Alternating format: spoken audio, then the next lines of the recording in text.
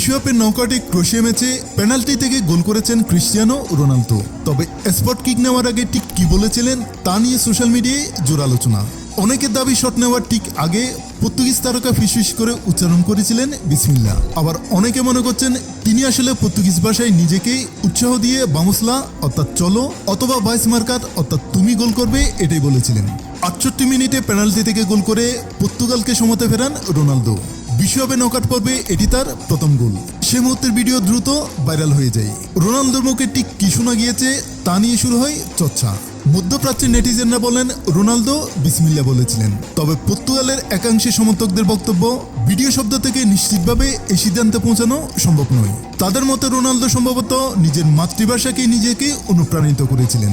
Euro নিউজের এক প্রতিবেদনে বলা হয়েছে সৌদি আরবের ক্লাব আল নাসরে যোগ দেওয়ার পর মধ্যপ্রাচ্যে রোনালদোর বিপুল জনপ্রিয়তার কারণে এই বিতর্ক অন্য মাত্রা পেয়েছে।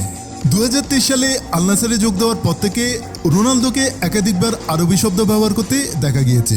আসসালামু আলাইকুম ও শুকরানের মতো প্রচলিত আরবি শব্দ তিনি ব্যবহার করেছেন একাধিকবার।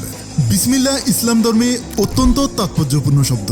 এটি বিসমিল্লাহির রহমানির রহিমের সংক্ষিপ্ত রূপ, যার অর্থ পরম করুণাময় অসীম দয়ালু আল্লাহর নামে। মুসলিমরা সাধারণত কোনো গুরুত্বপূর্ণ কাজ করার আগে এই বাক্যাংশ উচ্চারণ করে থাকেন।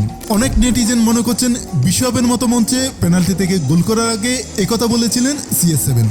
তবে রোনালদো ওই মুহূর্তে ঠিক কি বলেছিলেন সে বিষয়ে পর্তুগাল দলের পক্ষ থেকে এখনো কোনো সরকারিভাবে কিছু জানানো হয়নি। রোনালদো কিছু বলেননি। ফলে ভাইরাল ভিডিও ক্লিপিং দেখে কখনোই বলা সম্ভব নয় যে তিনি বিসমিল্লাহ বলেছিলেন। যদিও ভিডিওটি নিয়ে চর্চা এখনো জারি। উল্লেখ্য প্রি কোয়ার্টার ফাইনালে পর্তুগালের সামনে স্পেন।